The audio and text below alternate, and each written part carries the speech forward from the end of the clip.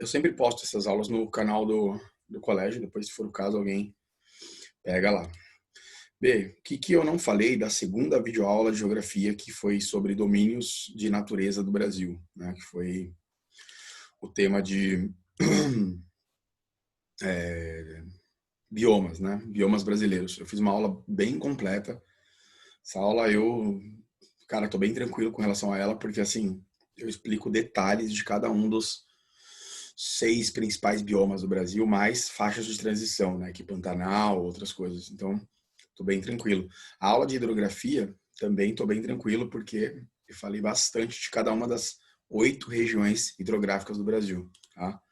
Então, assistiu a aula, cara, prestou atenção, anotou, tal, deu uma lida na apostila, tranquilo. E esses dois temas, o Bernardo, eles são fundamentais pro vestibular, cara. Fundamentais, assim. 30% das vezes, no Enem, por exemplo, cai esse tipo de questão. De bioma, de base hidrográfica, problema ambiental, são dinâmicas da natureza, né? Então, é um tema, assim, que precisa dar uma atenção mesmo, porque a prova cai bastante isso. E não é tão fácil na prova, né? É mais fácil você desenvolver a aula e o segredo é a gente ter bastante questão de vestibular para ir treinando, para ir vendo como que isso cai na prova. Essa prova de semana que vem, que não é bem uma prova, é uma atividade, né, de sondagem, eu vou colocar só questão de segunda fase, tá? Só questão dissertativa de segunda fase, para desenvolver o raciocínio de vocês vão poder consultar, meu, de boa. É um trabalho, né? E aí lá na frente, lá pro meio, pro final de novembro, vai ter a prova 2, né? Aí a prova 2 eu vou colocar só questão de vestibular. Então, como a apostila de vocês tem muito exercício e eu estou mandando as correções, né? Trabalha bem os exercícios, dá uma analisada com calma, com carinho, porque vale a pena. Essa síntese do capítulo aqui, só para bater o olho, de hidrografia, né? 569 e 570 aqui. Aqui só para bater o olho, Bernardo. O Brasil é a Disneylândia da água doce, né? 12% de toda a reserva de água doce do mundo. E tem uma das mais densas, eu acredito que sem dúvida nenhuma, é a mais densa rede de bacias hidrográficas do planeta. Tá? Então nós temos 8 grandes regiões hidrográficas, entre elas a Amazônica, que é a maior bacia hidrográfica do mundo. Né? E fora a Amazônica, que é a maior do mundo, sendo que dela 3,8 milhões de quilômetros dela ficam dentro do território brasileiro, né? A famosa Amazônia Legal, que é a Amazônia que fica dentro do Brasil. Temos a bacia do Tocantins, bacia do São Francisco, a bacia do Paraná. A bacia do Paraná, só para você ter uma noção da importância, né? Ela tá aqui, ó. Aqui. A bacia do Paraná que fica no sul do Brasil. Ela tem mais ou menos 16 ou 18 usinas hidrelétricas funcionando nela, sendo que das 18, a segunda maior do mundo, que é a usina hidrelétrica de Itaipu, né? Que é uma usina hidrelétrica binacional, ela é do Brasil e do Paraguai, tá? E ela só perde para a usina das Três Gargantas, que é uma usina hidrelétrica da China, tá? Só essa, porque a China faz umas obras lá que os caras são meio retardados, né? Aqui a gente tem que destacar a bacia do Tocantins-Araguaia, porque ela é fundamental para a geração de energia no norte do Brasil, tá? A bacia do Tocantins ela é utilizada mais para produção de energia elétrica, tá? E a do Araguaia é utilizada para irrigação agrícola. Então, a agricultura da região centro-oeste, região norte, é vital importância a bacia hidrográfica do Tocantins-Araguaia. E ela é a maior bacia hidrográfica só nossa, entendeu? Tipo, dentro do Brasil, ela é a maior, tá? Porque a bacia amazônica não é só do Brasil, né? A gente divide com os países que fazem fronteira na América do Sul, né? A bacia do Paraguai, ela tem um peso importante também, Bernardo, porque ela nasce no Mato Grosso, né? Ela nasce no centro-oeste do Brasil e ela corta o Pantanal, né? Que é uma faixa de transição considerada um patrimônio da humanidade pela ONU, né? Porque é a maior planície inundável do mundo. E infelizmente esse ano a gente teve notícias ruins lá, né? Bastante incêndio e tal, 20% foi perdido, né? De vegetação. E um fato interessante aqui, que eu acho que é legal você carregar isso para o vestibular, é o fato de que o Rio Paraguai, que nasce no Brasil e corta a América do Sul até desaguar lá no Uruguai, lá no sul, ele liga uma rede de transporte hidroviário de mais de 3.000 quilômetros de extensão. Então chega a 3.300, 3.400 aproximadamente quilômetros de extensão de navegação. Então você consegue colocar um grande barco aí. E o que é interessante, né, Bernardo, você entender que tem as duas linhas que eu expliquei na videoaula, né? Então, o rio de Planalto é um rio com queda, então ele tem potencial hidrelétrico. O rio de Planície, ele é um rio baixo, porém potencial navegável. Então, potencial para transportar mercadoria. E o transporte fluvial, ele é o mais barato de todos. Com 1 litro de óleo diesel num barco, você transporta uma quantidade absurda de carga comparado com qualquer outro transporte, entendeu? Então, ele é muito utilizado para produção para transporte de produtos agrícolas. Tá? Então, isso também é uma característica que é difícil aparecer, mas pode aparecer no vestibular. E aí liga o Brasil, liga o Paraguai, liga a Argentina e liga o Uruguai. Tá? Ele morre lá no Oceano Atlântico, em uma foz em estuário, no território do Uruguai. Se você analisar, o Rio Paraguai, o Rio Paraná e o Rio Uruguai, eles se juntam formando uma só grande bacia hidrográfica. Isso é uma outra coisa que eu acho importante explicar. Pois se você puder pegar um mapa, na apostila não tem, coloca lá, Bacia Hidrográfica do Prata, Bacia Hidrográfica Platina. Tá? A Bacia Hidrográfica Platina, a gente fala muito disso quando a gente fala de Guerra do Paraguai, né, na história do Brasil, ela é, na verdade, a junção de três grandes bacias, de três pequenas bacias, né? Desculpa, três grandes não, né? As três pequenas que juntas formam uma grande bacia. Então você pega a bacia do Paraguai, a bacia do Paraná e a bacia do Uruguai. Os três rios nascem no Brasil, tá? Os três. E correm pro Mercosul, correm para dentro da América do Sul. Paraguai, Uruguai e Argentina. Quando você junta essas três, Paraguai, Paraná e Uruguai, juntas elas formam uma grande bacia hidrográfica chamada Bacia Platina ou Bacia do Prata. Tá? Então isso é fundamental para o ensino médio. Tem que manjar um pouquinho disso aqui. Tá? Por isso que eu estou fazendo esse apontamento. Talvez eu não tenha falado isso na videoaula, não sei. Então acho que é legal falar aqui. Beleza. Bom, de forma geral, eu expliquei na videoaula, né? Predominantemente os nossos rios, né, são planáuticos, ou seja, o Brasil tem um potencial hidroelétrico gigantesco, tá? Temos predominantemente rios navegáveis na bacia do Paraguai e na bacia amazônica, tá? Professor, mas as outras bacias, dá para navegar? Alguns trechos, né? Então, São Francisco tem alguns trechos navegáveis, o Paraná tem, junto com o Tietê, alguns trechos navegáveis, tá? No interior de São Paulo, no interior do Paraná, papapá. Então, dá para navegar em alguns trechos. E o Brasil explora pouco isso, né? Isso é uma carência do Brasil. O Brasil deveria desenvolver mais transporte fluvial. Porque quando você liga o transporte fluvial com o ferroviário, com o rodoviário, você cria um sistema de transporte intermodal perfeito. Aí você ganha dinheiro diminuindo o custo do transporte das mercadorias. Infelizmente, o Brasil ainda está um pouco aquém nessa parte. Aí a gente tem as regiões hidrográficas ou bacias hidrográficas menores, tá? Que são a gente chama de segunda importância, vamos dizer assim, né? Que são as bacias hidrográficas que ficam no litoral, ou próximo do litoral, Bernardo. Então, tipo, você vai dividindo lá, desde o Nordeste, lá em cima, até o Rio Grande do Sul, pegando as bacias que correm na região próxima do litoral, tá? Eu expliquei tudo isso na videoaula, então, tranquilo.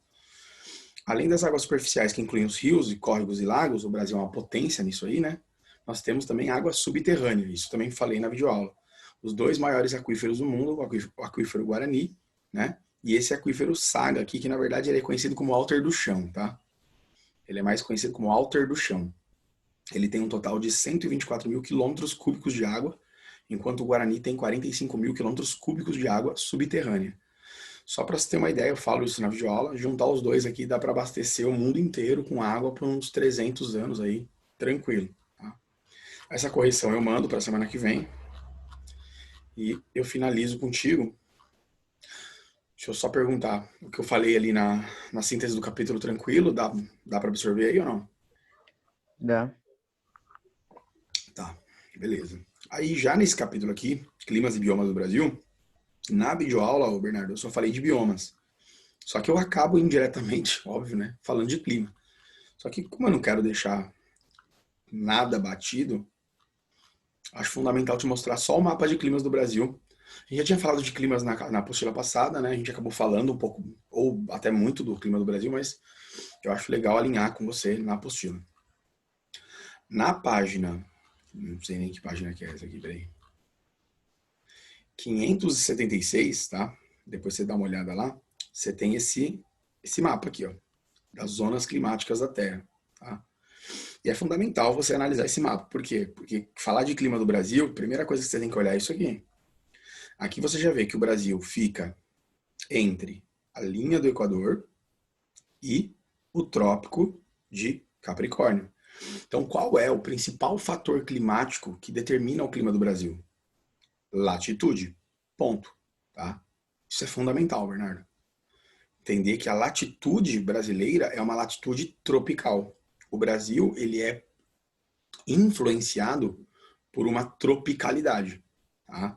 exceto os estados ao sul do Brasil. Sul de São Paulo, Paraná, Santa Catarina, Rio Grande do Sul. Então, do sul de São Paulo para frente, a gente tem um clima subtropical. Ribeirão Pires, por exemplo, é subtropical, né? Que nós estamos ao sul do Trópico de Capricórnio. Essa é a determinação. E quem está acima do Trópico de Capricórnio, todos os demais estados, são estados predominantemente de clima tropical. Ou seja, tem bastante sol o ano todo, temperaturas elevadas, né? Os verões chuvosos, aquela coisa toda. Né? Ponto. Fundamental. Entendeu isso? Tá beleza. Então aqui você já vê as áreas climáticas da Terra, né? Faz uma revisão de clima. Beleza. A altitude, o Brasil não é um país com grandes altitudes, né? O Brasil tem um relevo relativamente baixo, né? Os lugares mais altos do Brasil não ultrapassam 1.200 metros acima do nível do mar. Então, você nota a diferença quando você sai da praia, né, e sobe para Ribeirão. Na planície, né, ou seja, próximo do litoral, a temperatura sempre é muito mais alta do que quando você sobe a serra. Esse final de semana foi bem isso, né? Minha família estava na praia, eu não fui, né, porque eu operei e tal. Na praia tava um sol do caramba, lá em Boracéia, na média lá de uns 29, 30 graus, e aqui em Ribeirão aquele friozão violento, né? Então, o que você percebe? O que determina também? Qual o fator que determina a temperatura, o clima? A altitude. Então, quanto mais alto, mais baixa a temperatura. Vou subindo, a temperatura vai caindo. Isso influencia bastante no Brasil. Por que não tem neve no Brasil, né? Saiu uma matéria da BBC, agora quando teve risco de ter neve no Rio Grande do Sul, né? Aí fala, vai ter neve até em São Paulo, não sei o que, absurdo, tá? Não tem muitas condições disso acontecer. Geada, tudo bem, né? Mas neve mais no sul mesmo. Porque o Brasil não ultrapassa 1.200 metros. E se não ultrapassa 1.200 metros, não tem o frio necessário para formar neve. Tá? Então, eu preciso de uma massa de ar muito fria e eu preciso de uma altitude elevada para a ocorrência de neve sistêmica. Né? As duas coisas não são muito interessantes no Brasil. Porque se você olhar para essa região aqui, ó, todas as massas de ar que estão nessa região são quentes. Tá? Então eu tenho chuva, não tenho neve, né? E aí a única massa de ar fria que o Brasil vai ter é a que vem dessa região, que vem da região da Antártica. Então aqui já define bastante as condições de clima do Brasil. Tá? E aí só para finalizar, a maritimidade e continentalidade eu já tinha explicado em clima, né, Bernardo? Quando você está no meio do Brasil, fator climático, continentalidade. Clima mais seco, amplitude térmica maior. Quando você está perto do litoral, fator climático, maritimidade. Mais úmido, né? Mais chuva e por aí vai. Tá? As massas de ar, aí eu já vou direto para o mapinha para a gente poder finalizar aqui então. Quais são as massas de ar que influenciam os climas do Brasil nos meses de inverno e nos meses de verão, tá? Ou vice-versa.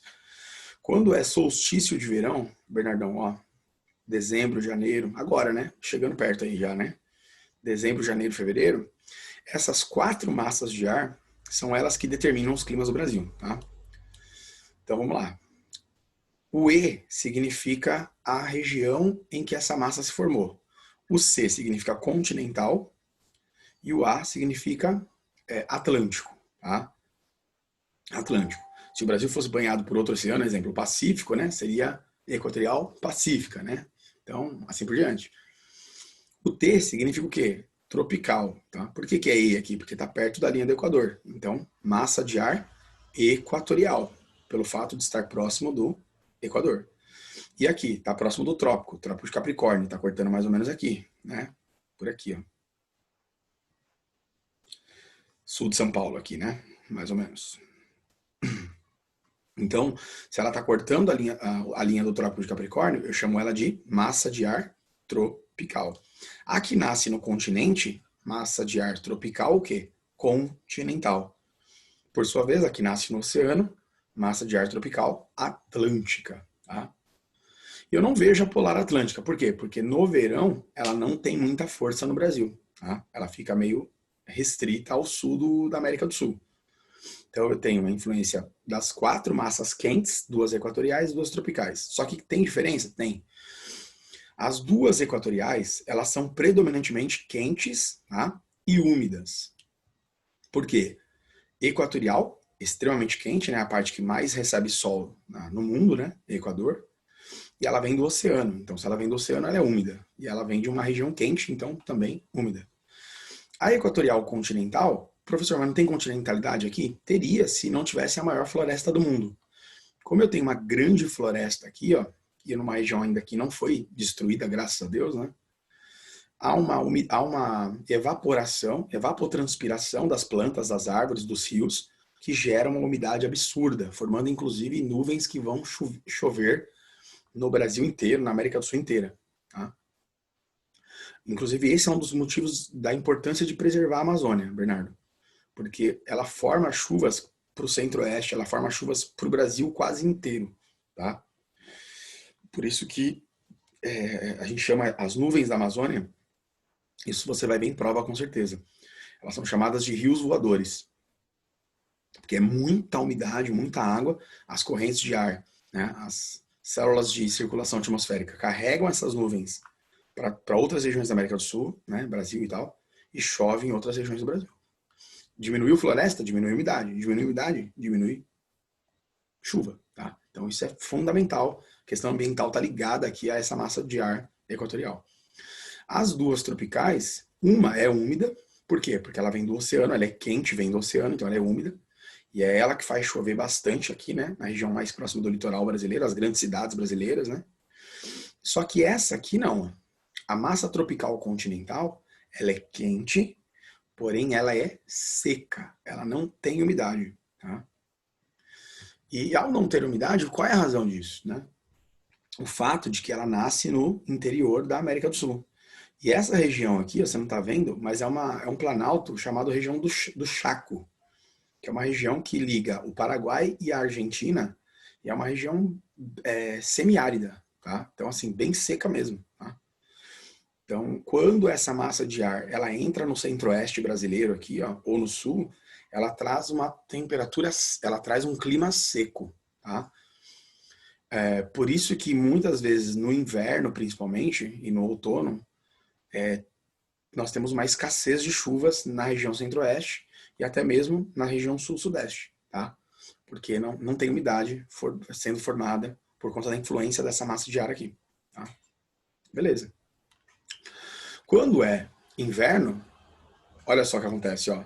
As equatoriais perdem força, a tropical, ela não perde tanta força, inclusive ela ganha força, a tropical continental perde bastante da sua força, e quem aparece em destaque é a massa polar, tá? O P de polar, A de Atlântico. Tá?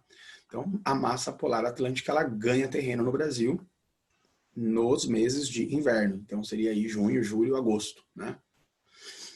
E ela vai fazer o quê? Ela vai derrubar as temperaturas da região sul, principalmente, né? E sudeste, com certeza também influenciado aí por essa massa.